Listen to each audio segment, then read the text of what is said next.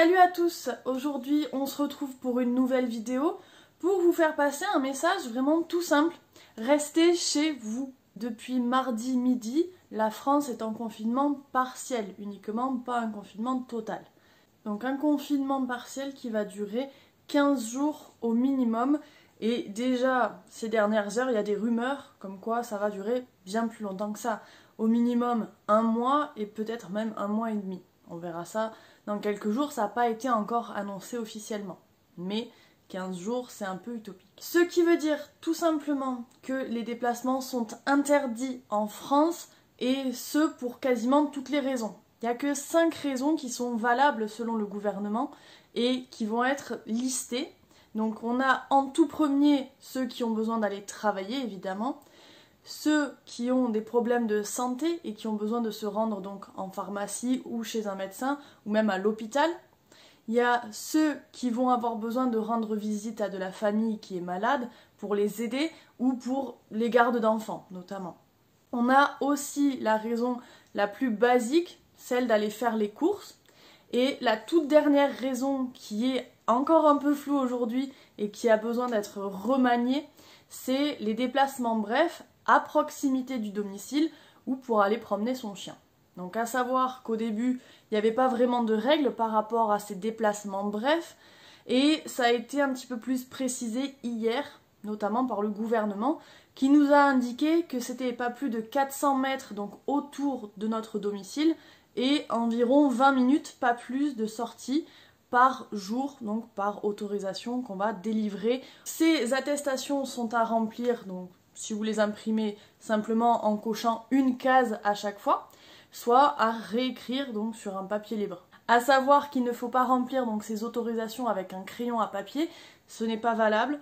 Il ne faut pas non plus cocher plusieurs cases et une autorisation n'est valable que pour un seul jour. Donc il faut vraiment les refaire chaque jour et pour chaque motif de sortie. Pour ces déplacements brefs, il faut quand même être un petit peu intelligent et se dire que voilà, on prend l'air, 15-20 minutes maximum, tout seul, bien évidemment, en croisant plus ou moins de monde, ça c'est pas notre faute en tout cas, mais en s'éloignant le plus possible des gens, et après on rentre chez soi. Évitez de partir pour 5 km en forêt, ça c'est interdit bien évidemment, et évitez aussi les petites réunions entre amis, puisque ça non plus ce n'est pas autorisé. Voilà, les sorties c'est seul et c'est pas très longtemps, puisqu'on est quand même en confinement, il faut le rappeler.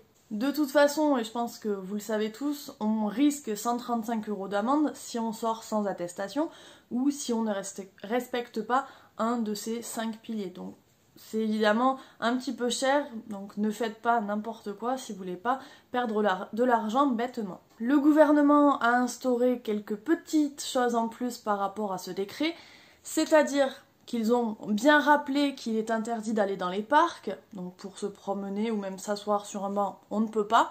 Il est interdit d'aller à la pêche également.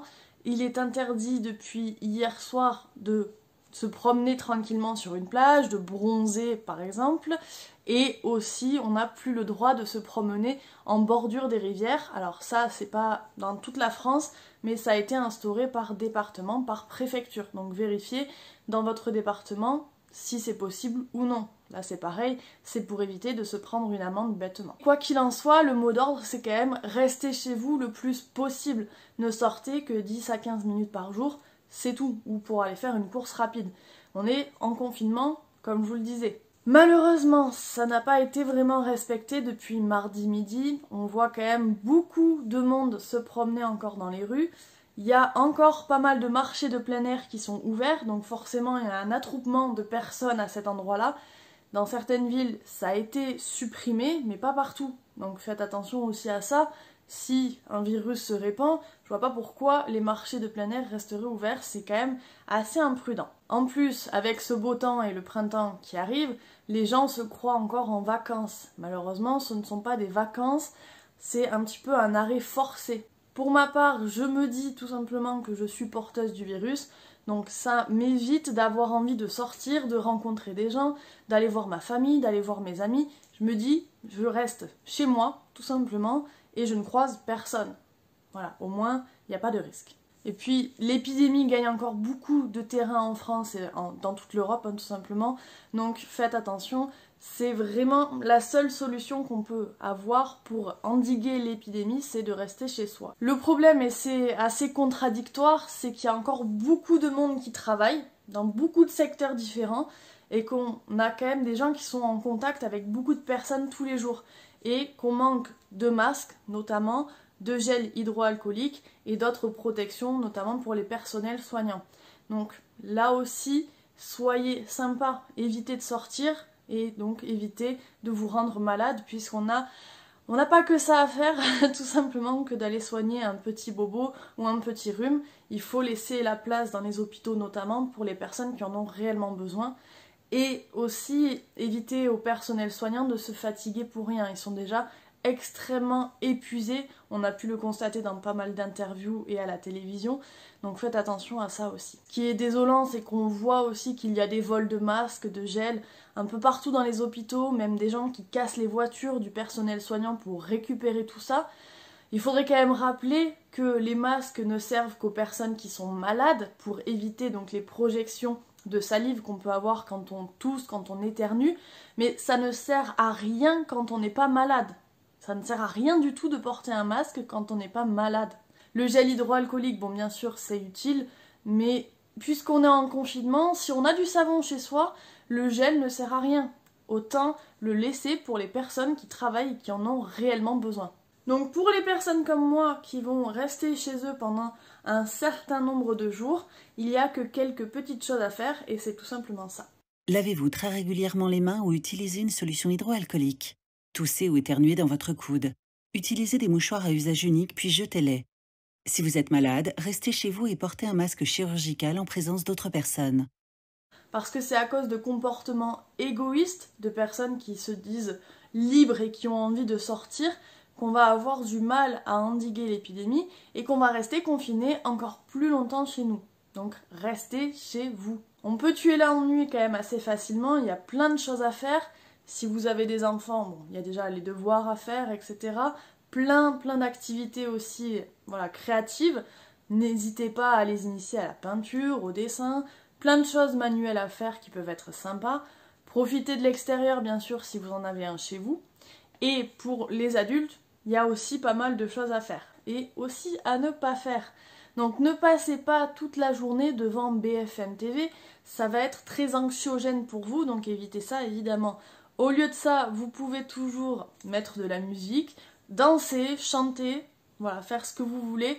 Faites-vous plaisir, c'est un moment aussi pour prendre soin de soi. Moi j'en profite donc pour refaire des vidéos comme vous pouvez le constater et je vais en profiter tout le long du confinement bien sûr, tant que je ne peux pas travailler. Il y a aussi des choses à faire comme par exemple apprendre une nouvelle langue. Donc là, j'ai téléchargé plein d'applications et j'essaye d'apprendre quelques mots de portugais. Ça peut être toujours utile si un jour je vais voyager là-bas ou pour le travail, tout simplement. Et malheureusement pour mes voisins, je pense, je m'en excuse, mettre de la musique et donc chanter assez fort. Voilà, ça peut être aussi libérateur et éviter de penser au fait qu'on est enfermé chez soi. Prenez aussi régulièrement des nouvelles de votre famille, en les appelant hein, tout simplement ou en faisant des vidéoconférences, ça peut être sympa. Pareil pour vos amis, des vidéoconférences, des appels Skype, etc. où on peut se voir, ça fait du bien vraiment au moral et on peut faire même des petits apéros à distance tout simplement en utilisant cette technologie-là. Il y a quand même pas mal de choses positives pendant ce confinement, donc on peut rencontrer un petit peu ses voisins à travers la fenêtre. Il y a pas mal de vidéos qui tournent aussi sur internet, de voisins qui jouent de la musique ensemble.